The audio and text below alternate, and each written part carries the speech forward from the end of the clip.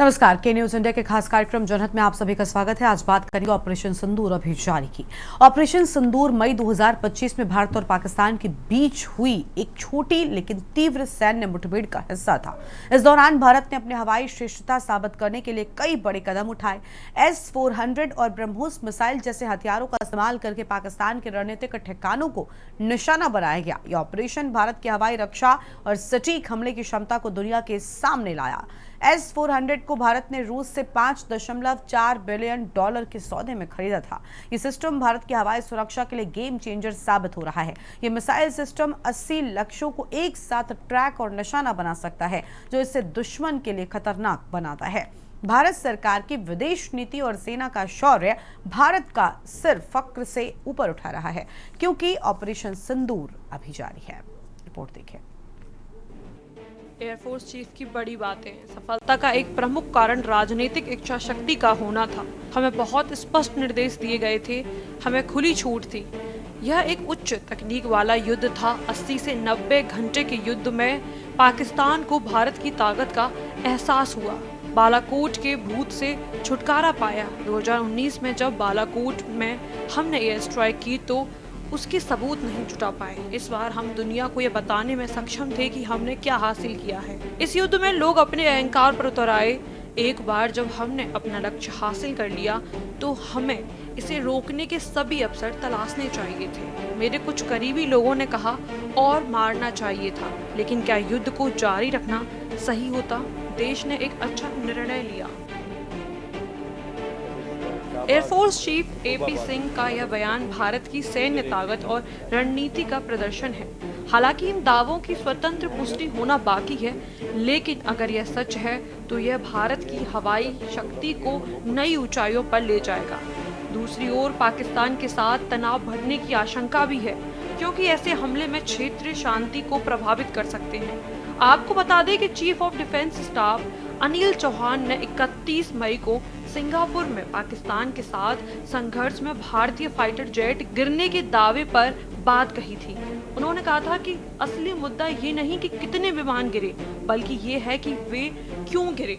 CDS ने यह बात ब्लूमबर्ग को दिए इंटरव्यू में कही थी।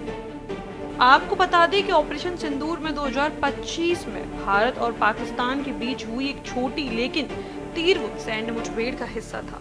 इस दौरान भारत ने अपनी हवाई श्रेष्ठता साबित करने के लिए कई कदम उठाए। S-400 और ब्रह्मोस मिसाइल जैसे हथियारों का इस्तेमाल करके पाकिस्तान के रणनीतिक ठिकानों को निशाना बनाया गया। यह ऑपरेशन भारत की हवाई रक्षा और सटीक हमले की क्षमता को दुनिया के सामने लाया है। भारत ने 7 मई को रात 1:30 बजे पाकिस्तान के कब्जे वाले कश्मीर में आतंकियों के 9 ठिकानों पर एयर स्ट्राइक की थी। सेना ने कहा था कि स्ट्राइक में 100 से ज्यादा आतंकी मारे गए थे।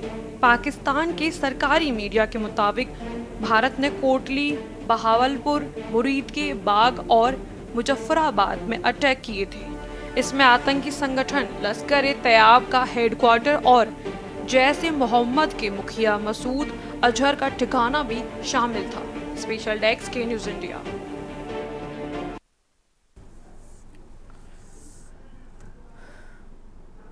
और इसी मुद्दे पर आज हम विस्तार से करेंगे चर्चा कि आखिर ऑपरेशन सिंदूर क्या अभी भी जारी है, क्योंकि जो बयान सामने आया ये अपने आप में बहुत कुछ कहता है।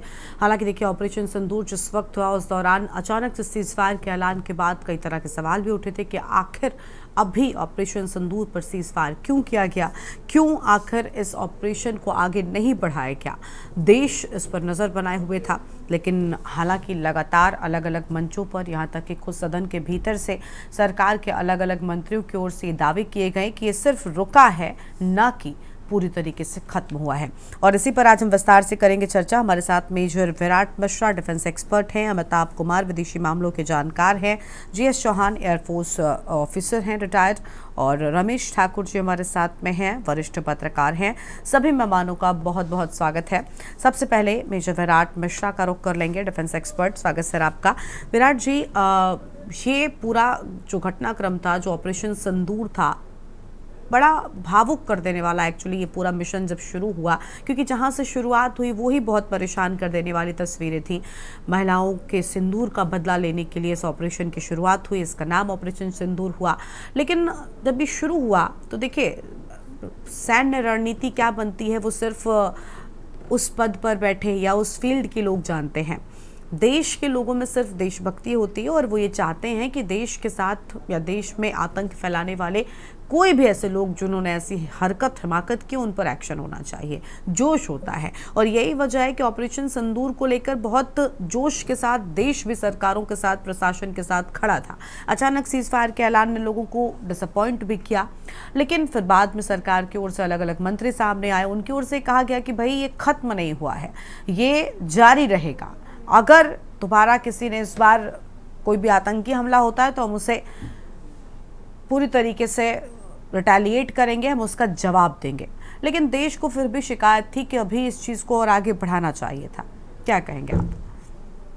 देखिए गर्मा जी, आपके माध्यम से, आपके चैनल के माध्यम से दर्शकों को ये बताना चाहूंगा कि ये जो ऑपरेशन सिंदूर था, ये बहुत ही एक सटीक ऑपरेशन था, जो कि एक लिमिटेड टाइम फ्रेम के लिए शॉक वैल्यू के साथ किया गया था। शॉक वैल्यू यानी कि 80-90 घंटे के अंतराल में भारत ने जिस तरीके से पाकिस्तानी एयरक्राफ्ट्स को, पाकिस्तान में जो वहाँ पे बसे हुए, बहुत समय से बसे हुए अड्डे थे, जो हमारे दुश्मनों के, जो हमारे आतंकवादी थे, उनको मारने का जो ये ऑपरेशन था, ये बहुत ही सटीक था और हमारा जो कोलैटरल डैमेज था वो बहुत ही कम था। और जहां तक आप ऑपरेशनल टेम्पो की बात करेंगे कि कितनी तेजी से ये स्ट्राइक्स की गई, उसमें आप देखेंगे कि हमने उनके विमानों को, उनके जो एवैक जिसकी आज बात कर रहे थे एयर चीफ मार्शल साहब, उन सबको हमने डिस्ट्रॉय किया। साथ ही वहां पे बहावलपुर में जो जैश ए मोहम्मद का जो हेडक्वार्टर था, उसको हमने डिस्ट्रॉय करा। तो 80-90 घंटे के अंतराल में जो ये हमले हुए भारत की तरफ से, इसने पाकिस्तान को ये समझा दिया कि हम अपना जो एस्केलेशन मैट्रिक्स है उसके नेक्स्ट लेवल पे जाने को तैयार हैं और भारत उनके घर में घुस के मारेगा, रुकेगा नहीं। तो ये संदेश क्लियर था। जहां तक भारत के लोगों की बात है, हाँ, कहीं ना कहीं लोगों को ये था कि अभी ये ऑपरेशन और चलना चाहिए था, पर भारत ने बहुत सैन्य मैच्योरिटी जिसे कहते हैं वो दिखाया और दुनिया को ये दिखाया कि हम ऑपरेशन कर सकते हैं, लिमिटेड समय में ही दुश्मन को सबक सिखा सकते हैं। और आगे आने वाले समय में अगर पाकिस्तान इस तरीके का दुस्साहस दोबारा करता है, जो कि वो करेगा ही, क्योंकि कुत्ते की पूंछ जो है वो सीधी नहीं होती, तो ये आगे भी इस तरीके की हरकतें करेंगे। भारत फिर इनको घर में घुस के मारेगा और ये ऑपरेशन रुका नहीं है। तो सबसे जरूरी बात ये है समझने वाली कि ऑपरेशन न रुकने से पाकिस्तान के मन में भी ये भय है कि कहीं ना कहीं भारत दोबारा से हमला कर सकता है। और जिस तरीके से हमने अपने इंडिजिनस वेपन्स का इस्तेमाल किया था, हमारे पास S-400 जो था, जो हमारे पास रशिया से आया है, इन सब के साथ मिला के आकाश तीर जो हमारा इंडिजिनस वेपन सिस्टम है, उससे हमने जिस तरीके से अपना एयर डिफेंस चलाया, पाकिस्तानी मिसाइल्स, पाकिस्तान के जो ड्रोन सिस्टम्स थे, वो हमारा कुछ बिगाड़ नहीं पाए। हमारे लोगों ने वहां जाके जबरदस्त हमले किए और साथ में मिनिमम कोलैटरल डैमेज के साथ डेटरेंस बाय पनिशमेंट की जो थ्योरी है उसको हमने सिद्ध किया कि अगर आप हमको मारेंगे, हमारे निर्दोष लोगों की हत्या करेंगे, तो हम वहां आपके घर में, आपकी जगह पे घुस के आपको लगातार नेस्तनाबूद कर देंगे उन सब सिस्टम्स को जिनसे आप भारत के ऊपर आंख दिखाने की कोशिश करते हैं। जी ठीक है सर, लौट रहे हैं आपके पास में। हमारे साथ में अमिताभ कुमार जी हैं, विदेशी मामलों के जानकार भी हैं। बहुत स्वागत सर आपका। अमिताभ जी, आप क्या कहना चाहेंगे? देखिए, इस पूरे घटनाक्रम के दौरान, इस पूरे ऑपरेशन सिंदूर के दौरान विदेशी सपोर्ट की बहुत ज़्यादा ज़रूरत थी। मैं ज़रूर आपसे ये जानना चाहूँगी कि देखिए, इस पूरे मामले में अगर खुलकर देखें तो बहुत कम ऐसे देश हैं जिन्होंने भारत का समर्थन किया। चाहे अमेरिका की बात कर ले या चीन की बात कर ले, कुछ ने खुलकर और कुछ ने दबे पांव। आखिर क्यों ऐसा हुआ? एक तरफ दोस्त बनाने के लिए देश का हजारों करोड़ रुपया खर्च हुआ है, लेकिन बावजूद इसके इस ऑपरेशन में सच ये भी कह लें कि विदेशी जो रिश्ते हैं देश के, वो कैसे हैं, वो भी इस पूरे ऑपरेशन के दौरान सामने आया, जो थोड़ा परेशान कर देने वाला था। मानेंगे आप इस बात को? देखिए, ऑपरेशन सिंदूर सबसे पहले हमें समझ लेना चाहिए कि ये कोई पाकिस्तान के साथ युद्ध नहीं था। ये सिंपल आतंकवाद के खिलाफ भारत का एक ऑपरेशन था। हम किसी युद्ध में नहीं गए थे। और आपने देखा कि भारत ने केवल और केवल पहले दौर में आतंक के उन अड्डों को समाप्त किया जो पाकिस्तान में थे और भारत के अंदर आतंकवादी घटनाओं को अंजाम देते थे। उसके बाद पाकिस्तान ने जब रिटेलिएट करने की कोशिश की तो उसके हाथ पांव काट दिए गए।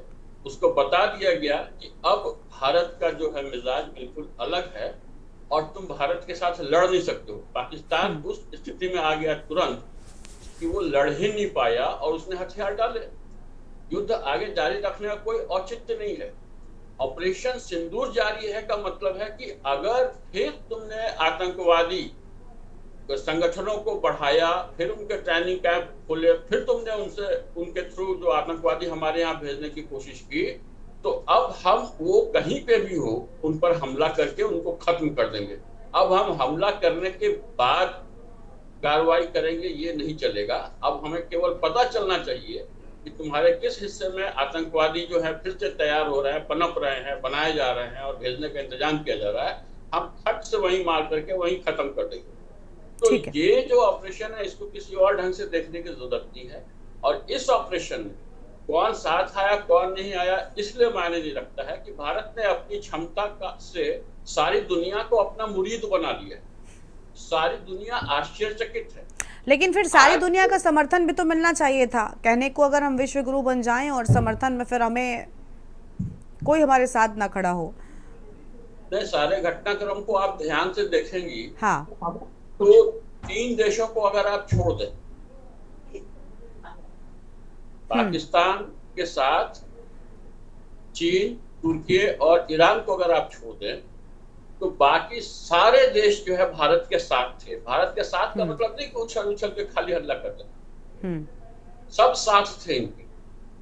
विरोध तो नहीं, लेकिन फिर उसी दौरान पाकिस्तान को लोन मिल जाना और ये सारी चीजें बहुत कुछ अपने आप में कह रही थी। और उसके बाद के बयानों पर आप अमेरिका से चाहे देख लीजिए, तो ये क्या वाकई भारत के साथ होना ऐसे होता है? पाकिस्तान को लोन मिल जाना कोई कारण नहीं है भाई। इन परिस्थितियों में जब आप ये कह रहे हो और उसके बाद उसमें अमेरिका की कितनी बड़ी भूमिका होती है आपको पता है, और उसके बाद फिर बयानों का आप सिलसिला देख लीजिए, तो ये सारी चीजें कनेक्ट करती हैं ना। मैं वही आपको बताने जा रहा हूँ। पाकिस्तान के साथ अमेरिका हमेशा रहा है, कब नहीं रहा है आप मुझे बताइए। किसी युद्ध में, जब भारत युद्ध में, हमेशा भारत के खिलाफ पाकिस्तान का इस्तेमाल होता रहा है। आपको जानना चाहिए कि पाकिस्तान एक कठपुतली है अमेरिका, चीन, इंग्लैंड जैसे देशों के लिए, क्योंकि सबको पता है कि भारत जो है जब विकास की सीढ़ियां चढ़ने लगेगा तो उसको रोकना मुश्किल होगा। और ऑपरेशन सिंदूर ने केवल पाकिस्तान को नहीं मारा है, चीन धरातल पे है। चीन अब कोई ताकत नहीं करेगा, ये बात आप जान लीजिए, उसकी समझ में आ गया। और अमेरिका भी डर गया। उस डर के कारण अमेरिका भारत को फिर पहले की तरह अपने इशारे पे जो उठाने बिठाने की कोशिश कर रहा था, ऑपरेशन सिंदूर के बाद तो समझिए भारत ने उसकी ओर देखना भी बंद कर दिया एक तरीके से, कि अब इशारे पे नहीं, अब जो है एकदम साथी दोस्त की तरह बात हो। ठीक है, आपकी जानकारी के लिए मैं बता दूं कि पाकिस्तान के पिटने के बाद अमेरिका ने देखा कि भारत को किस तरीके से नीचा दिखाया जाए ताकि वो धरातल पर है। पाकिस्तान, क्योंकि अमेरिका हर देश को अपने, लेकिन अमेरिका से अगर ठीक है, पाकिस्तान से हम ऑपरेशन सिंदूर पर चर्चा कर रहे हैं, लेकिन अमेरिका से दोस्ती के लिए भारत ने क्या कुछ नहीं किया? क्या आपको याद है वो तस्वीरें जब ट्रंप भारत के दौरे पर पहुंचे थे और उसके बाद हमने ये कहा कि नहीं, हम तो अब अमेरिका के एकदम दोस्त हो गए, क्या कुछ नहीं हो जाएगा। उसके बाद फिर ये चीजें सामने आना, 50% टैरिफ सबसे ज्यादा भारत पर। अंतर्राष्ट्रीय कूटनीति तो ये अंतर्राष्ट्रीय मामलों में हम कमजोर पड़ गए। अंतर्राष्ट्रीय कूटनीति के मामले जो नहीं समझते हैं वो इस तरह की बातें करेंगे। आज हम ये सच नहीं है क्या कि 50% टैरिफ है? ये सच नहीं है कि भारत पर 50% टैरिफ लगाया गया? इससे भारत की जनता को कितना असर पड़ेगा? वो 100% टैरिफ लगाया अभी। अब भारत के साथ दुनिया के कई देश, आप सोच सकती हैं, ब्राजील का जो राष्ट्राध्यक्ष है पुतिन के धमकाने पे, ट्रंप के धमकाने पे कहता है मैं तो भारत से बात करूंगा, आपसे क्यों बात करूं। आप सोच सकती हैं कि अमेरिका के खिलाफ दुनिया में क्या माहौल खड़ा कर दिया भारत ने, और भारत लीड करने की स्थिति में आ गया है। चलिए देखिए, उम्मीद देशवासियों को यही है, उम्मीद देशवासियों को यही है, बल्कि देश ने तो उस पर भी नाराजगी जताई थी जब ऑपरेशन सिंदूर में सीज़फायर का ऐलान कर दिया ट्रंप ने। भाई हमारे देश के रक्षा मंत्री, हमारे देश के प्रधानमंत्री, हमारे देश की सेना ऐलान करती, कोई जरूरत नहीं थी। शिकायतें तो वहीं से शुरू हुई। चलिए सर, हम लौटेंगे आपके पास में और मेहमान है उनका भी रुख कर लेते हैं। वरिष्ठ पत्रकार हमारे साथ में रमेश ठाकुर जी भी बने हुए हैं, उनका रुख करते हैं, फिर उसके बाद मौसमी जी आपके पास में भी आएंगे हम। रमेश जी, क्या कहना चाहेंगे सर? अंतर्राष्ट्रीय मामलों को भी अगर हम जोड़ लें, ऑपरेशन सिंदूर अभी जारी है, लेकिन इस ऑपरेशन सिंदूर के भारत के करने के बाद ऐसा लगता है जैसे विदेशी चीजें कुछ कमजोर हुई भारत के लिए।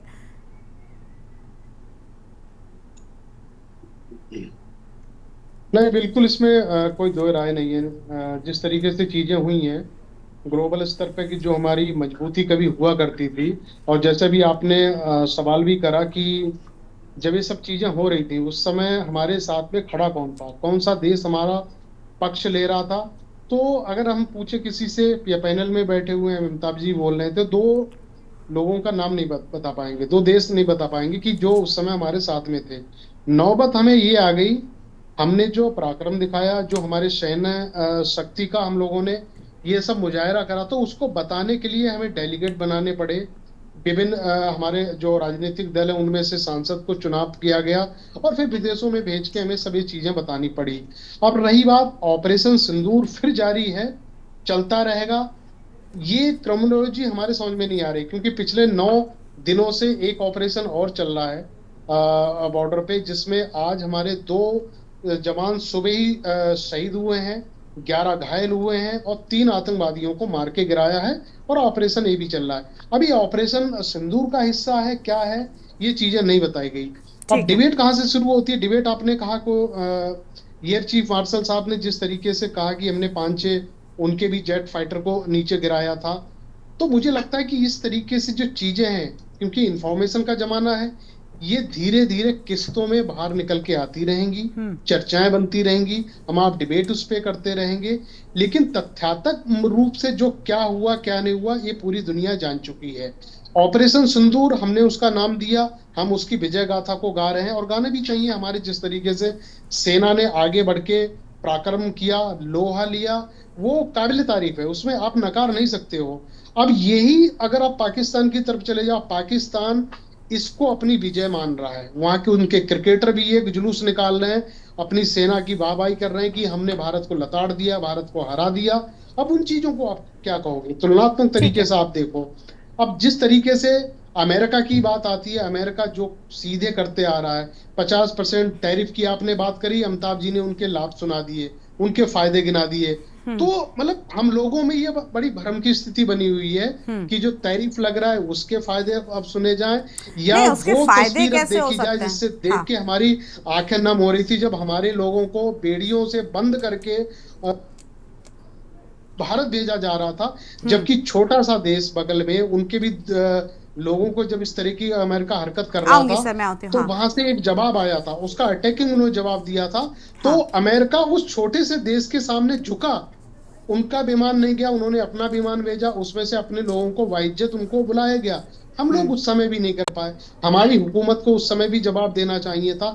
लेकिन कुल भी हो, तो वो सारी चीजें शायद मैं मानती हूँ, अमिताभ जी ने जो अभी कहा ना कि भारत अच्छे उस पर जा रहा है, लेकिन देखिए जो बहुत गलत संदेश जाता है, आप अपनी जनता को अगर सही जवाब नहीं दे पा रहे हैं ना, तो सबसे पहले तो आप उसको लेकर आपकी अकाउंटेबिलिटी बनती है कि आपको जवाब देना होगा। ठीक है सर, मैं लौटूंगी। फॉरेन एक्सपर्ट हमारे साथ में मौसमी के सचदेवा जी हैं। मौसमी जी, बहुत स्वागत है आपका भी। मौसमी जी, क्या कहना चाहेंगी? देखिए, भारत ने ऑपरेशन सिंदूर में अच्छा जवाब दिया, लेकिन ये और अच्छा हो सकता था, देश बस ये चाहता था। ये जो सीज फायर अचानक से ऐलान हुआ, हालांकि उसके बाद रक्षा मंत्री ने कहा कि नहीं, ये खत्म नहीं हुआ है, ये सिर्फ रुका है, अगर दोबारा से ऐसा कोई एक्शन हुआ तो फिर हम उसे युद्ध समझेंगे। तो वाकई आपको लगता है कि उतनी तेजी के साथ में रिटेलिएशन होगा? क्योंकि जिस तरीके से रुका ये पूरा घटनाक्रम, उससे देश संतुष्ट नहीं था। देखिए, पहला सवाल मेरे आपसे ही है, और अच्छा हो सकता था। ये क्या एक ये ऑपरेशन है, इसमें क्या और अच्छा हो सकता था? फर्स्ट ऑफ ऑल, माय को पैनलिस्ट उन्होंने कहा ये कोई वॉर नहीं था with Pakistan, it was an operation against the terrorist. Terrorist के खिलाफ ये युद्ध था। मौसमी जी, आप फॉरेन एक्सपर्ट हैं, बहुत अच्छी बात है, आप उन चीज़ों को बहुत अच्छे तरीके से समझते होंगे, लेकिन क्योंकि सरकारों की ओर से, अपनी वर्तमान की सरकार बीजेपी की जो देश में सत्ता में है, केंद्र में, उसने साफ तौर पर यह बात कहा था कि देखिए खून और पानी एक साथ नहीं बह सकता। आपने अलग अलग तरीके की बातें की और उसके बाद फिर जब चीज़ें सब कुछ होता गया, पहले मतलब ऐसा लग रहा था कि देशभक्ति के नाम पर कितना कुछ था। खून और पानी एक साथ नहीं बह सकता, लेकिन खून और खेल एक साथ हो सकता है। खून और खेल एक साथ हो सकता है। भारत, आप डू यू नो, अगर ये वॉर कंटिन्यू होता, हम लोग ना पब्लिक जो है, सिविलियंस जो है, हम भावुक हो जाते हैं। हम चाहते हैं कि सीज फायर ना हो, वॉर। डू यू नो, एक वॉर का, अब यूक्रेन और रशिया का वॉर अब तक एंड हो पाया? आप देखिए कितना नुकसान हुआ है यूक्रेन का एंड रशिया का भी। भारत को पता है, बिकॉज ये जो युद्ध है टेररिज्म के अगेंस्ट है। अगर हम डिमांड कर रहे हैं, जिस वक्त सीजफायर का ऐलान हुआ था ना, जिस वक्त सीजफायर का ऐलान हुआ था उस वक्त तो मौसमी जी जिस वक्त सीजफायर का ऐलान हुआ था उस वक्त तक तो ऑपरेशन सिंदूर के जो टेररिस्ट थे उनका भी खात्मा नहीं हुआ था। वो तो बाद में अभी सेशन के दौरान ऑपरेशन महादेव के अंतर्गत हुआ। तो क्या बड़ी वजह थी कि सीजफायर का ऐलान कर दिया गया? और क्या देश के रक्षा मंत्री ये ऐलान नहीं कर सकते थे? नहीं, आप देखिए सीज फायर जब हुआ है, आप देखिए सिचुएशन कितना ग्रेव हो गया था। क्या सिर्फ पाकिस्तान का ही नुकसान हुआ था?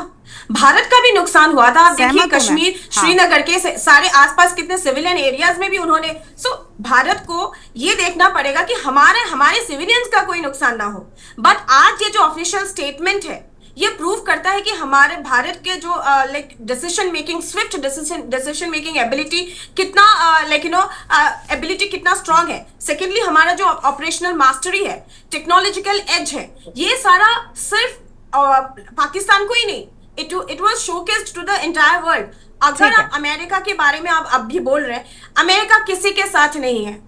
अमेरिका सिर्फ अपना, Donald Trump is a businessman, अभी वो सिर्फ अपना फायदा देख रहा है। America is nobody's allies. आप देखिए इस दुनिया में अभी ऐसा सिचुएशन आ गया है कि we are moving towards a different global order, क्योंकि आज कोई भी देश किसी का एलाई नहीं है, सब इकोनॉमिक्स पे चलता है। एंड अभी वो जमाना नहीं हुआ कि अमेरिका विल डोमिनेट इंडिया या कोई कंट्री। अब देखिए ब्रिक्स, देखिए अब लोग, बाकी देश क्या कर रहे हैं, रीरूट कर रहे हैं, रीरूटिंग देयर ट्रेड रूट्स। तो अभी डाइवर्सिफिकेशन हमें देखने के लिए मिल रहा है। आप हमें एक नया ग्लोबल ऑर्डर देखने के लिए मिलेगा। सो गॉन आर द डेज जहां पे अमेरिका डोमिनेट करते थे भारत को। अमेरिका क्या चाहता है कि भारत उनके ट्यून्स में डांस करे, लेकिन वो दिन क्या, बिकॉज़ अभी भारत बहुत आगे चला गया है। चलिए देखिए भारतवासी भी यही चाहते हैं, भारतवासी इसलिए उम्मीद लगाकर बैठ जाते हैं कि भाई सीजफायर नहीं होना चाहिए था, क्योंकि आप तो संसद में खड़े होकर कहते हैं कि हम पीओके लेकर आएंगे। आप उस लिहाज से भी तो देखिए ना, मैं मानती हूं कि आप सिर्फ उस पूरे ऑपरेशन को काउंट कर रही हैं, लेकिन आम जनता वो भी सुनती है, तो आम जनता उम्मीदें लगाकर तो बैठेगी ना। चलिए लौटेंगे मैम आपके पास में। रिटायर्ड कर्नल कैलाश जी हमारे साथ में हैं, जीएस चौहान जी हमारे साथ में हैं। स्वागत सर आपका, क्या कहना चाहेंगे सर, एयरफोर्स ऑफिसर हैं। धन्यवाद गरिमा जी, सभी पैनलिस्ट को मेरा नमस्कार और रक्षाबंधन की सभी को शुभकामनाएं। आज का जो डिबेट, मुझे ऐसा लगता है मेनली जो 140 करोड़ भारतवासियों के सेना, वायु सेना के जो अध्यक्ष है, उनका जो स्टेटमेंट, इम्पोर्टेंट स्टेटमेंट था, उसके बारे में था। हम लोग बीइंग एन एयर वेटरन या डिफेंस, हम लोग पॉलिटिक्स में नहीं जाना चाहते हैं और ना हम लोग करते हैं, because we don't want any chair. रही बात हमारे चीफ ऑफ एयर स्टाफ ने जो आज जो स्टेटमेंट दिया है, जो देश को बताया है, वो अगर हम उस पर भी विश्वास न करें तो ये बहुत ही दुखद बात, बिल्कुल बहुत ही दुखद बात। एक तरफ तो हम कहते हैं कि हमारी सेना बहुत है, सब कुछ कर रही है, और दूसरी तरफ हम उन्हीं पे उंगली उठा रहे हैं। हमारे सेना अध्यक्ष ने I have fought the war of 1971 and it continued for 1.5 years, right from March 71 to next August, जिसमें 93,000 POWs हम लोगों ने बनाए थे। और आपको पता है एक पाकिस्तान की उस समय भी और आज भी आर्मी, नेवी और एयरफोर्स मिला के उनकी कितनी फौज होगी? मे बी 3 लाख 4 लाख, इतना ही हमारे भी है, ऑलमोस्ट सेम। उसमें से 1/4 हम लोगों ने उनको POW बना रखा था। और दुख की बात यह है कि वो तो वापस चले गए, हमारे 56 सैनिक आज तक नहीं वापस आए हैं, जो उस लड़ाई में जो है पकड़े गए थे, वो आज तक वापस नहीं। तो anyway, I don't want to go to in the past.